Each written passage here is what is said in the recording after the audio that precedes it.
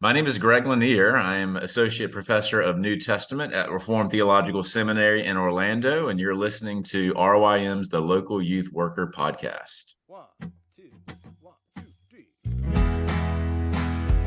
Hey everybody, welcome back to another episode of The Local Youth Worker. I'm your host, John Parrott. As you heard, I'm here with Dr. Greg Lanier, and we're going to be talking about artificial intelligence, ChatGPT, maybe Deepfakes. There's a lot of directions that we could go in this conversation, so we don't know exactly where it might end up, but we hope that it's helpful for you. But before we do that, Greg, why don't you just briefly tell our audience a little bit about your family, where you're joining us from, and all that good stuff. Yeah, sure.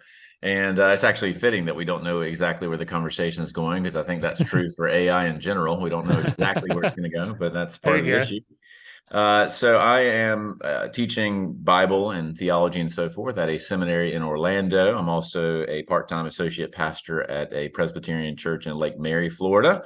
Married to Kate. We have three daughters that range from currently 7 years old to 13 years old. And originally I'm a North Carolinian, so I'm not a Floridian. I'm an adopted Floridian, as are most. Went to RTS Charlotte for master's work, over to the UK for additional doctoral work. But yeah, North Carolina, we still probably in our bones consider that home, although we've been in Florida now for almost 8 years. So we know the heat and hurricane drill quite well at this point. And grew up in a small town, and I'm a very much a Gen Xer, in the sense that I grew up in the 90s when we didn't have computers. And if you had told me that we could carry around these computers in our pockets that could do so many amazing things, I would have thought you're very strange. But actually, I studied computer science in undergrad. I was at UNC Chapel Hill back when the .com thing busted, which many of our listeners probably have no idea what I'm even talking about. This is 99, 2000, 2001 timeframe, or it was emphatically uncool to be a computer person. And then, of course, now it's, very cool to be a computer person. So I was just a man out of my time back then. So I wish I'd been in school like 20 years later, then my life would have been very different. But Or anyway, you could say you're a trendsetter, maybe. I mean, maybe, yeah, yeah. it's possible. I mean, I was doing websites before WordPress and, the sort of cool, trendy tools were around. So we were coding things in like Notepad back then, which makes me sound like a dinosaur, but I guess that's not wrong. No, I'm sure there are people out there listening to this, youth workers, parents listening to this, who probably resonate with a lot of what you just said.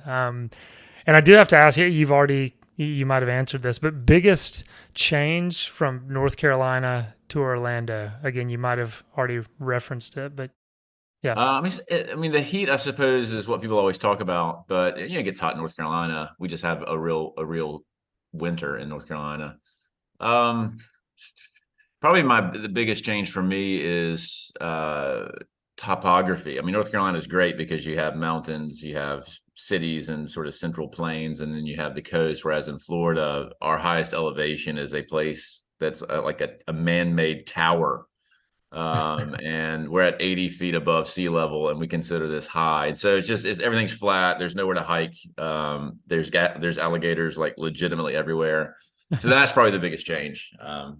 You have deer in North Carolina, you've got alligators in Florida, and that's not just on the news. That's real.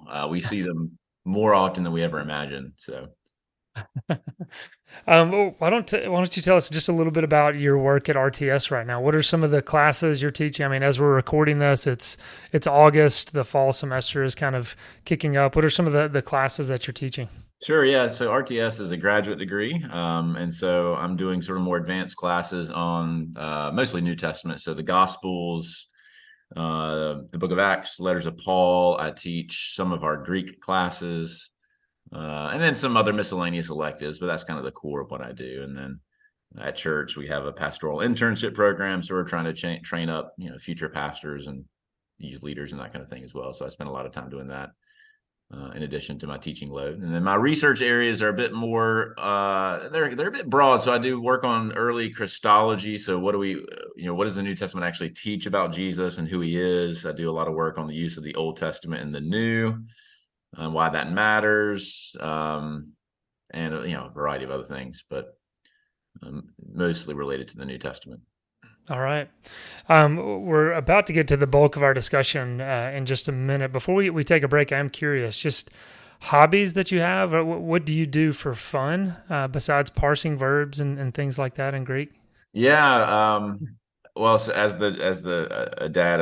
a dude dad of three, I wear two main hobby hats. One is fixing things. So I do like to do projects and carpentry and like basic plumbing and fixing things and Mhm. whatnot. And then one of my biggest joys is coaching my daughters in various sports, mostly soccer, but I've coached basketball and some other things as well. So we're heading into soccer season, so Mm-hmm. getting geared up for that. And we were big fans following the Women's World Cup, so that was a good time as well. Yeah. Now, did you grow up playing soccer as well? I did, yeah. That's actually how my wife and I met. We met playing soccer of all things. So All right. it holds a deeply significant place in our family life, I guess, in a way. Yeah, for sure. I would imagine that it would. Yeah. So are you saying, is this college? You guys played in college, or how did you guys No, I meet? mean we both went to UNC, and so my wife is a very good athlete. But in that era, that was when UNC women's team was dominating every year, and like Is half of that the Mia Olympic Hamm? team was like UNC player, Mia Hamm, etc. Yeah. And so no, we played intramurals, but that's how we met, was intramurals. Okay, gotcha. Yeah. Okay, well, look, let's take a quick break and then we're going to get into our discussion with Chat GPT and other things.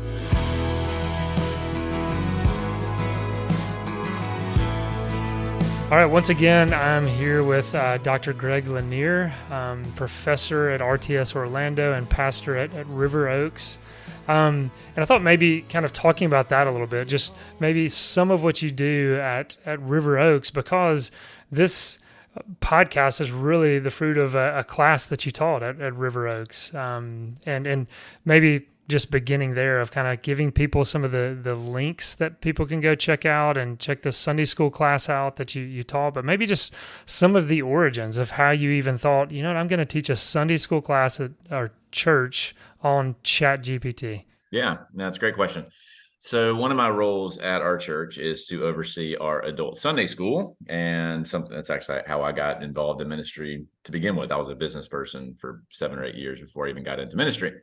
And so the way I tend to do it, and our church is about 300 people, and we've got, 20 to 30 youth and about 1 billion younger kids at this stage. We're in an era where our nursery is absolutely packed. So our youth group is going to be like 100 kids in 10 years, which is a great problem to have. But Yes.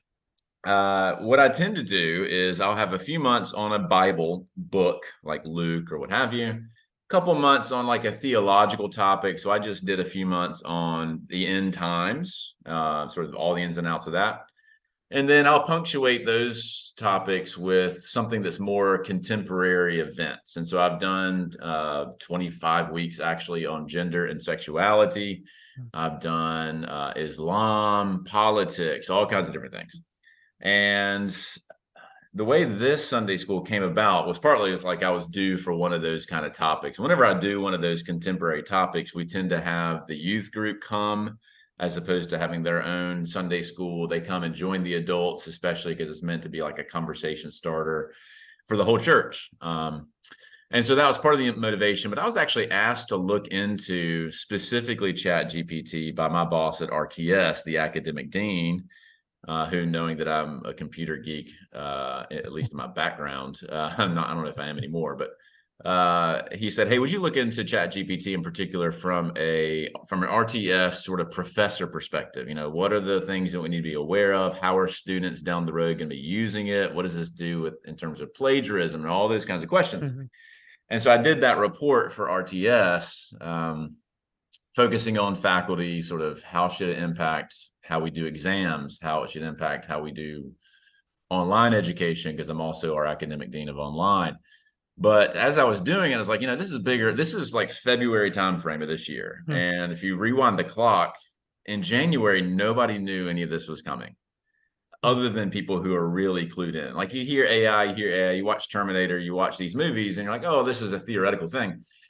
So as of January, it wasn't even remotely on my radar screen until my boss asked me to look into it. And then roughly February, March, which is when I ended up doing the Sunday school for 4 weeks, was right when you had GPT 3.5 hit. That was more like December, but it was like going mainstream, millions of users. You start hearing rumblings from college campuses that students are already using it. Elon Musk is panicking. Bill Gates writes his big article saying AI's here and it's going to change the world.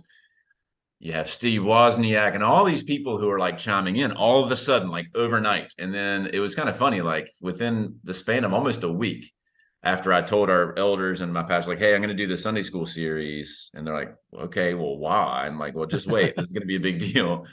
I kid you not, like I start the series and that week, it's like every headline is AI. And then it actually, after about 4 weeks, it starts to almost become annoying because everybody just wants to talk to me about AI because it's all over the news and it went from zero to every headline being about it. So providentially, I guess it was good timing. It really did spur a lot of interest in our congregation. More than any, I think initially it freaked everyone out, especially the older congregation where that they aren't typically as computer savvy as the younger crowd. And so I think whenever I was, and I can get into some of the ins and outs, but one of the things I did to kick off the series is I wrote, and I'm not commending this, so let me be very clear to the audience. I'm not commending this. I did it as a proof of concept and to generate interest. But the final Sunday school lesson, the Sunday before I kicked off this series, I had ChatGPT write that Sunday school just to see if it could pull it off. It happened to be on Luke chapter 13, and it happens to be on a section that I did my doctoral work on. And so I knew how to check it for accuracy. So again, I'm not commending you using GPT to do your homework.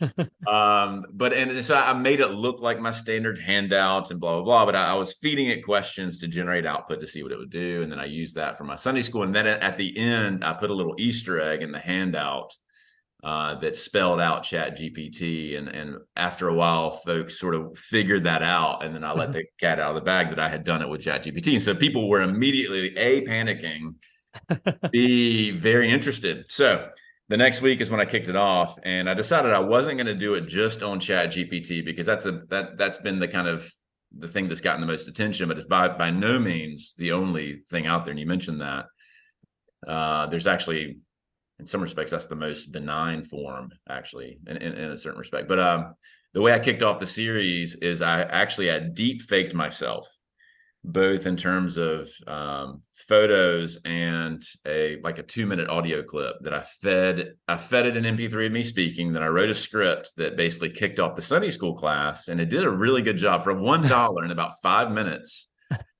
it generated an MP3 that my wife in the next room thought was me.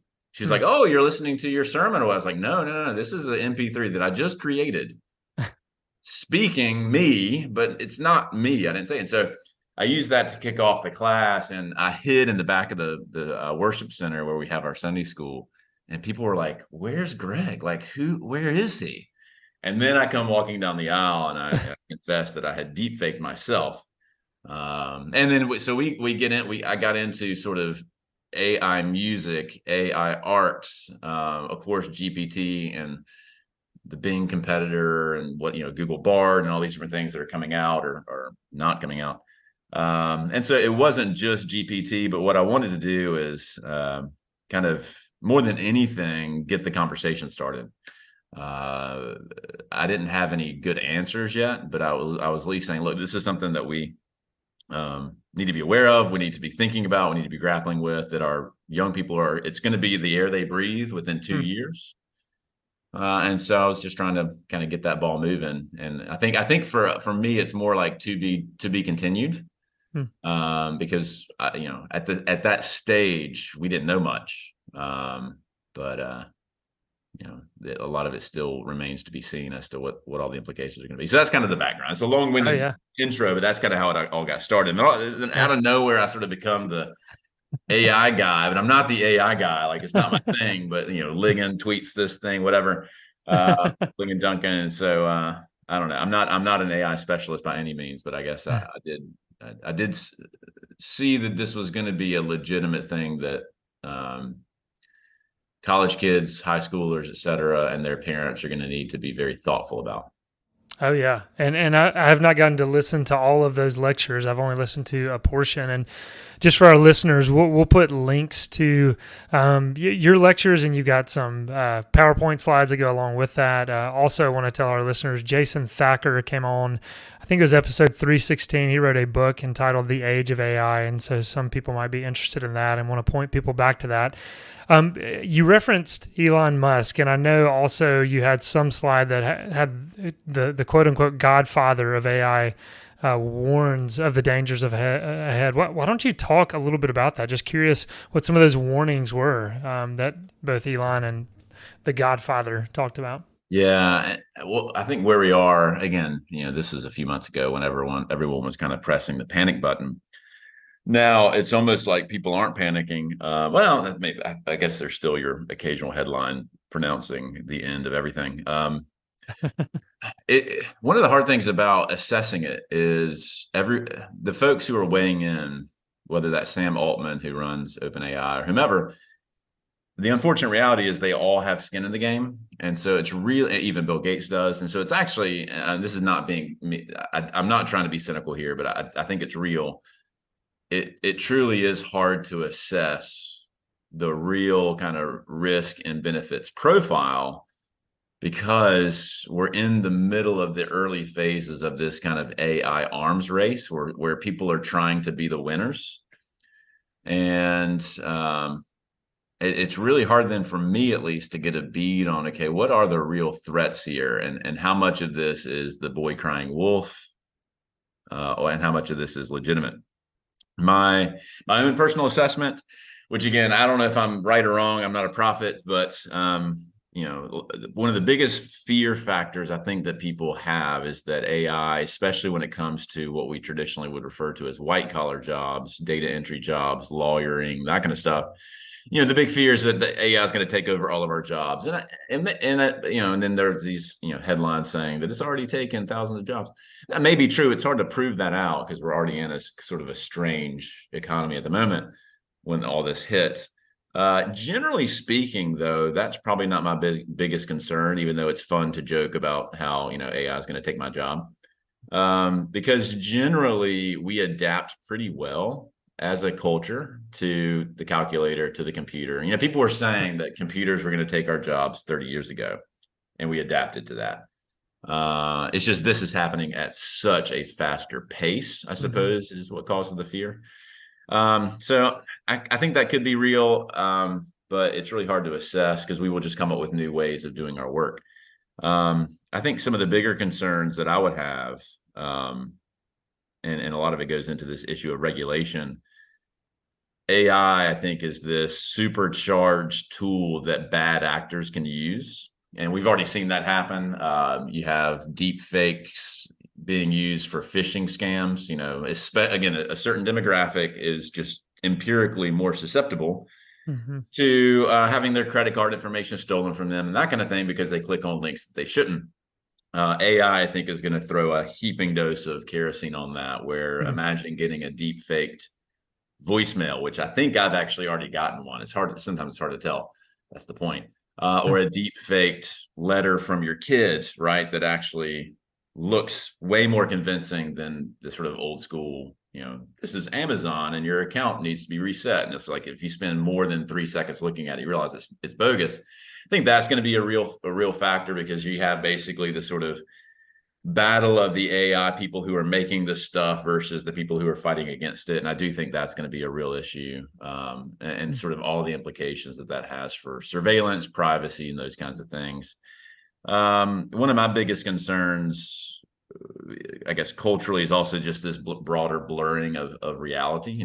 If AI can make a very convincing children's book with pictures and with a very good plot line. And I know it can because I did it as part of the Sunday school.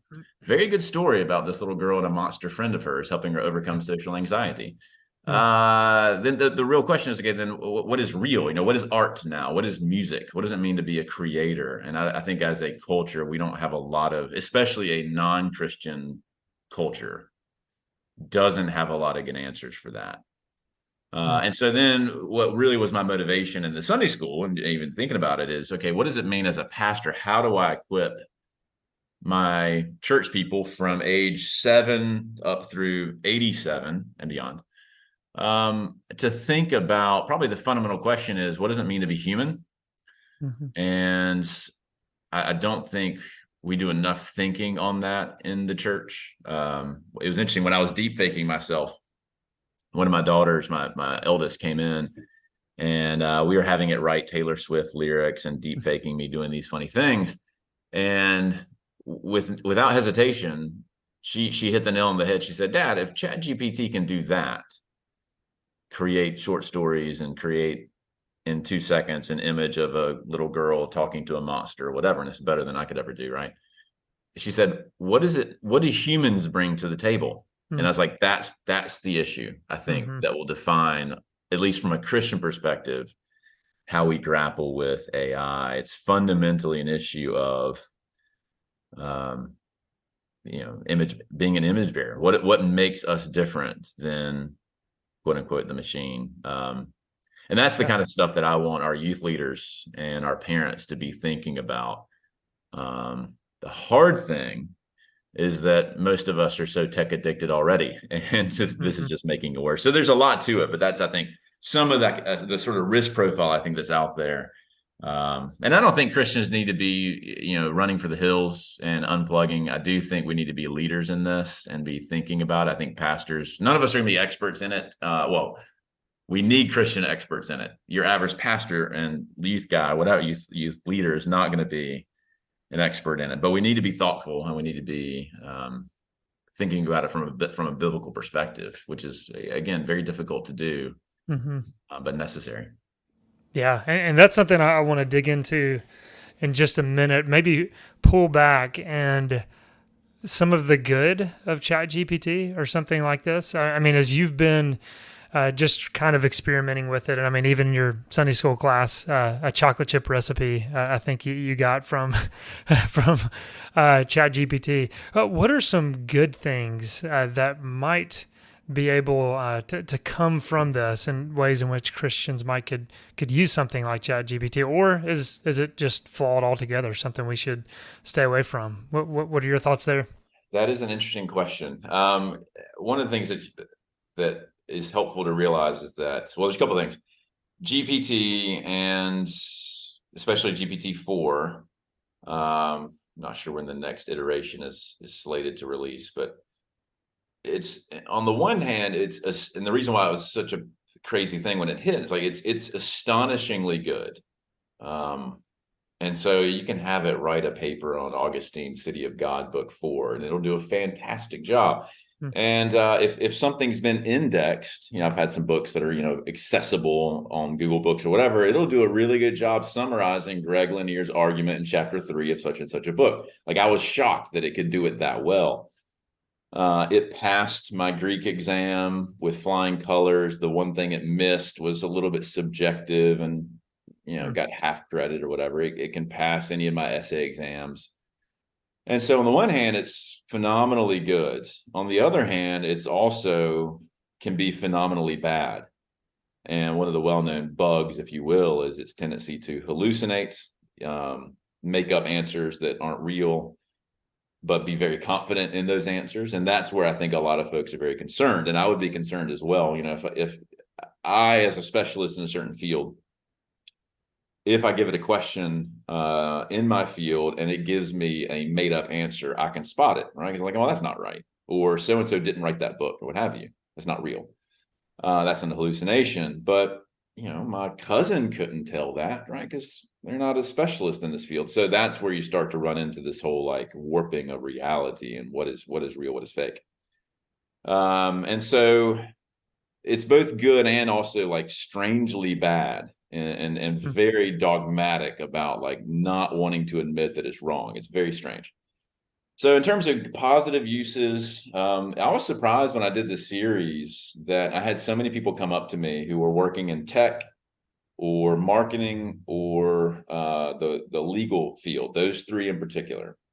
And they didn't want to say it out loud, but they came up to me like during, afterward during the hallway and said, "Oh, by the way, I'm already using ChatGPT. I use it all the time. I've been using Hmm. it for a few months now." And so some of the IT guys will say, "I'm using ChatGPT to kind of write shell code, like because it can generate some code in C++ in a quick way, and then I can go and modify." Or the marketing folks are like, "Oh yeah, we use GPT every day to write marketing content, to write marketing emails, and it's a huge time saver. It does it far better than I can do it." And boom. Or a lot of our lawyer folks, and this is not just in my church, but elsewhere, saying, "Yeah, I use GPT to start any contract. Hmm. Like, give me a 2-page contract for X and it'll nail it. And then I tweak it for Florida or I tweak it for whatever." And so I think some of the excitement is that it can make some of those content creation tasks, or at least it can make it easier, or it can at least get you started. At least if it's something that's been done before, that there's a lot of data that it has sourced information from, and so on. By the same token, if I say, "Hey, write a technical journal article on this textual variant in the Greek edition of Zechariah 12, right? That's that'd be something I'd want to do. It can't do any of that, right? It just says, "Sorry, I don't even know what you're talking about." And so it very much depends on your use case, but it can do certain things quite well. But with that comes, of course, a whole bunch of downsides, right? Just like, you know, hovering over a vocab word in your Bible software, it becomes a short circuit to, forgetting your languages or what have you. And Hmm. there's a lot of calculators can be abused and used well. There's a lot of sort of downsides that we just don't necessarily know what they are yet because it is so new. But I think it can be used as a labor saving device. But the real question, I think, becomes, when does it move from, and this is the question that your Elon Musk's and Bill Gates and Sam Altman's, what keeps them up at night. When do we actually achieve artificial general intelligence? Because what we have right now isn't really intelligence. Essentially, it's been trained to repeat patterns that it has learned by basically committing copyright infringement on everything that's already been published. That's a whole different issue. And so a lot of the sort of naysayers will say, "Well, ChatGPT and others like it, they're just a fancier form of autocomplete, like on your phone." And to a degree, that's true. The real question is, when does it actually become something that synthesizes and generates real new information and can actually think, so to speak, in that way? That's AGI, and that's the big question as to whether that's even going to be possible. And when that happens, or if that happens, that will be the game changer. Right now, it's essentially just regurgitating what it's been trained to do, but it does it in a very elegant and fast way. And just to interject, you said AGI. AGI Is that is artificial general intelligence, and okay? that's what's like the Matrix and the Terminator. Terminator. And yeah, Okay. where it actually truly is training itself, changing itself, running itself, thinking on its own. Right now, we could pull the plug, right? Because right now it's only doing what programmers tell it to do. Hmm.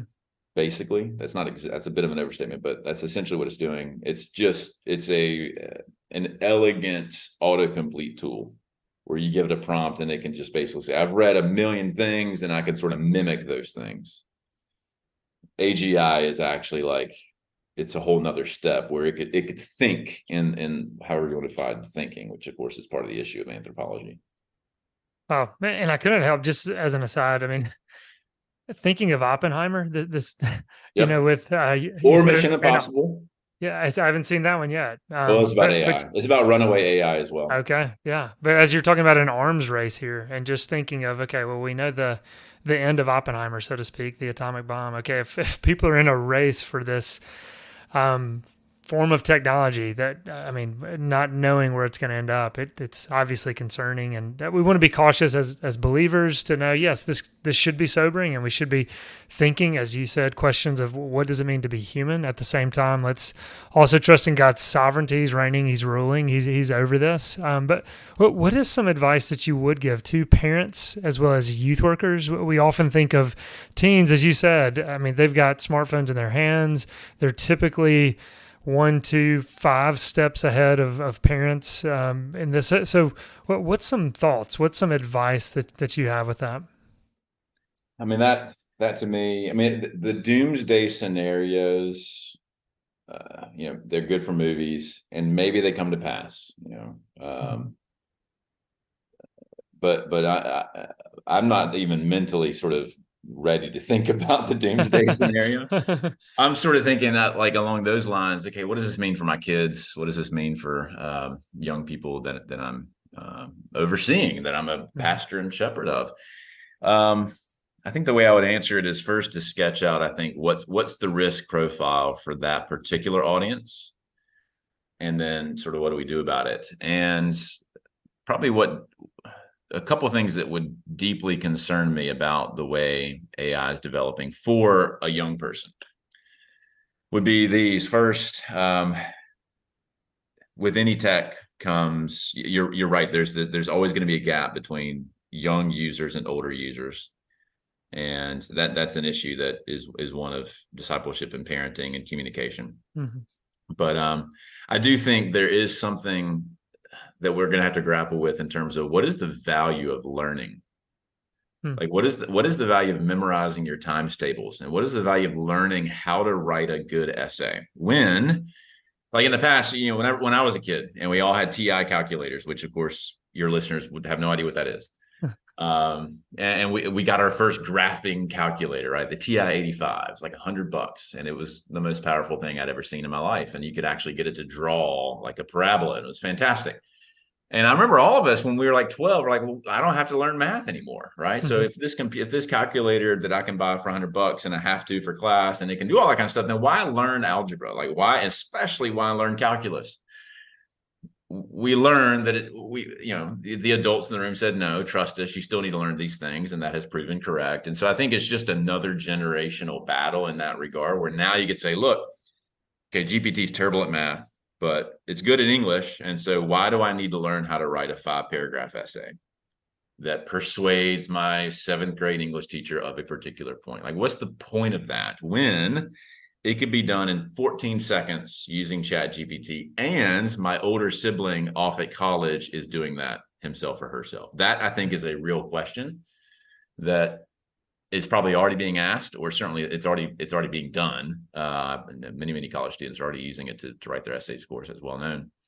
And so that fundamentally is a question of formation and discipleship. Like, what are we trying to cultivate in our next generation? It's not fundamentally about writing an essay. What we're trying to do is make you human, and why that matters, to be a problem solver, to be a communicator. And that's always been an uphill battle between the generations, but I think it's just gonna be harder now. And sadly, we're coming into a sort of generation of parents who themselves, like me, were slightly malformed in that way as well. And we are also, so I think sort of, what's the point of learning how to do really anything? What's the point of learning how to be creative, how to think on your own, how to write, how to compute, how to problem solve? That sounds very simple, but it's almost like we have to make the case now. It's like, no, it actually really matters for you to know English and to be able to write and to be able to do math on paper, and not just have the computer do it. But that's going to be an uphill battle. A second one, which I remember seeing a podcast when this first started coming out, and a philosopher asked, and I've talked about this with my counseling students at the seminary, the writing on the wall, and this is a few months ago, is that AI is going to be able to be a substitute friend, which I think is a huge issue in a generation that's already very isolated. And I'll try to keep things fairly PG. Look, I mean, We have adults on this. I mean, Yeah. please, PG-13R is fine. Okay. AI, the prediction was back then, February, that AI will be able to generate any kind of images, thinking pornography, that you want. That was the prediction. And the statement was made, and I've told my counseling students is like, you're going to be the first generation of mental health counselors Hmm. or pastors or youth directors who will be dealing with a kind of sex addiction and pornographic addiction that we have never seen before. Namely, Hmm. your young 15-year-old could have an app on the phone that will generate anything they want at any time in any, fill in the blank, and have that person talk to them Hmm. and be their buddy, right? But could be any kind of image you want. And I was like, that sounds really terrifying. And that, I mean, that sounds just, I cannot imagine having that at my fingertips when I was in college or what have you, and how devastating that would be. Hmm. And so I didn't know what to make of that back then, but maybe you have as well. But I mean, I now see in like YouTube ads and banner ads, this technology is there. You can get apps that will generate not safe for work photos of any stripe you want, doing anything you want. And soon enough, it'll be able to do video. And they have this chat feature where they essentially it's your girlfriend or boyfriend, right? You may know this, but one of the number one TikTok influencers on the internet right now is an AI like 21-year-old woman Hmm. that generates, very inappropriate. I don't follow this person. I've read the articles. It generates very inappropriate photos, and it's all just fake. But they have millions of followers, and you're like, this is a world that I did not anticipate 5 years ago. Like on no planet did I think that was going to be a thing. Point being, in a rising generation with tremendous isolation and already a lot of temptations, I truly am deeply concerned about the implications of AI in that particular field of human sexuality. Frankly, I mean, broadly speaking, not just pornography, but broadly speaking. And I don't have a great answer for that, other than, I mean, burn the phones. I don't know. I don't know what the answer is. I mean, that would be kind of a Luddite answer, but it's becoming almost so dangerous that handing a kid an unlocked iPhone that could have these kind of apps on them sounds like the worst possible idea you could think of. And not to shame anyone who's made that decision, but I'm just saying that it's becoming that bad, or will be within 6 months, 12 months, whatever it is. I think it's already there. But that to me is, I think, deeply, I can't imagine how malforming and devastating that would be to a 15-year-old girl or boy to be able to do that and to be enslaved to that is truly horrifying to me. I don't think we need to think that ChatGPT is just going to be doing our homework. There's actually a lot of deeper levels that it's going to impact us. So, and I don't know if I can say, maybe the most terrifying aspect of everything you just said is that it's not far-fetched anymore. That it's not something that's just science fiction. It's just, you say all of this, and as terrifying it is, it's a viable reality of, oh yeah, this is where we're headed, and that is just so sobering to hear. well, and one of the things that can't remember who I saw was mentioning this. One of the kind of mind-boggling things about it is that this is currently the worst, the least capable, clunkiest beta version of the technology.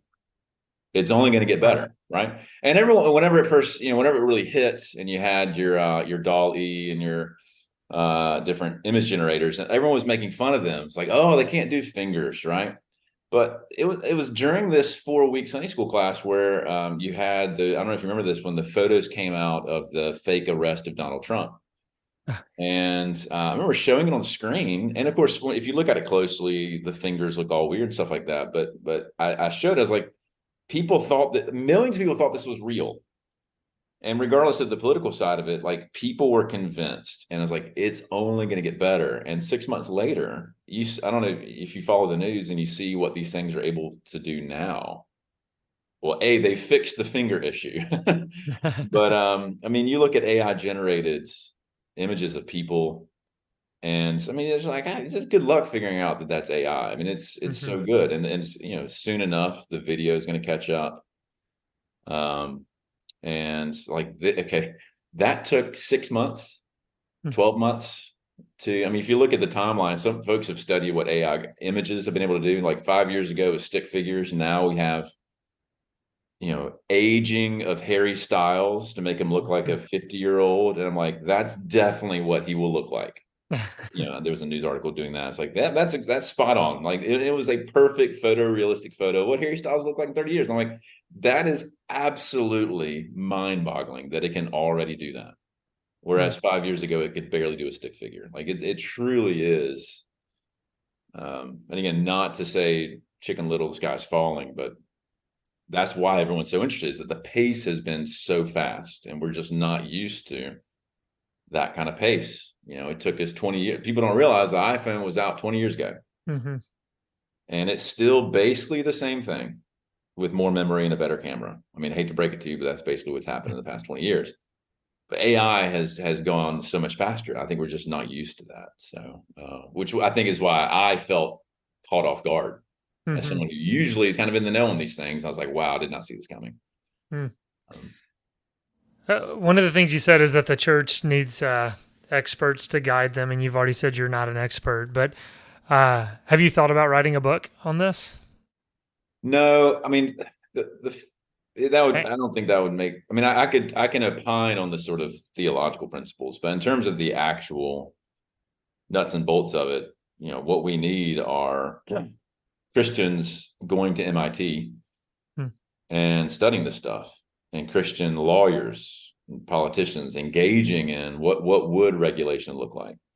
I think right now there's this naive idea that we're just going to like trust the government to regulate it all. It's like, well, hmm, what are they going to say? Like, how are they going to regulate it? We need people who actually know what they're doing. So what I mean by that comment is I want to have folks in my congregation who know far more than I do in these particular specialties engaged, as opposed to sort of running away, hmm, or as opposed to creating like the Christian AI. I don't think that'll help. This is going to be everywhere. I mean, it's already in your Microsoft Word. It's already in your hmm, Grammarly. It's already going to be in Google. It's everywhere. And so we can either pretend it's not there, or we can actually have Christians be hmm, engaged in the actual development of it. And even then, it still has all sorts of implications. But I think we need to have some Christian voice, because the thing that's been interesting about the whole government push to who's going to regulate AI, and that's what the letters and Elon Musk and so forth have been all about. To regulate something implies a basis of morality, to know what is right and wrong. What is a good use of AI? Well, that's actually not a government question. That's a hmm, spiritual question, that a secular worldview can't answer. They can't, a secular worldview can't tell you what is good or bad use of AI. Only someone with a kind of a theistic mooring could even intelligibly answer that question. So now that's me like trying to. It's almost like I'm saying solve world hunger. I know getting Christians to have a seat at the table to regulate AI. Maybe I'm being naive that that'll ever happen, but I feel like we can't just sit here and clutch our pearls. We hmm. need to, and nor am I saying that we need to freak out. I think there is a healthy way to engage in it, be aware of it, for parents to get up the curve. The answer isn't sort of turn off the news, but we do need specialists who can go into it and actually contribute.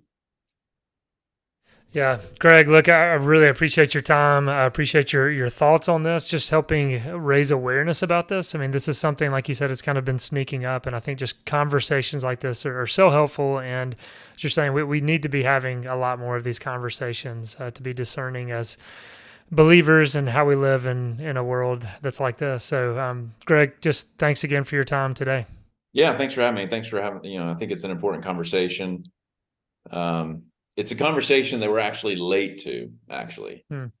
And I think if nothing else, trying to spark the conversation with younger people is at least to show that we're not. It's very easy to just blame the kids, I think, in this, Hmm. right?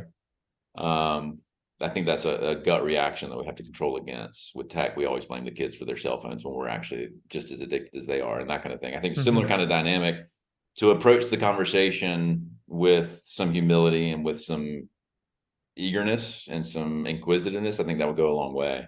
It doesn't have to be a kind of us versus them. This is all of us trying to grapple with this, I think, deeply significant change. I do think it's here to stay. I didn't ever think that NFTs were going to be here to stay. I never bought my Bored Ape tokens or whatever. But I think AI I think is real. I think it's going to change things quite a bit. So anyway, I digress. All right. Well, Greg, thanks again. I'm sure we'll have you back on to maybe talk about some of this in the next few months or so. If the AI hasn't taken my job. That's right. That's right.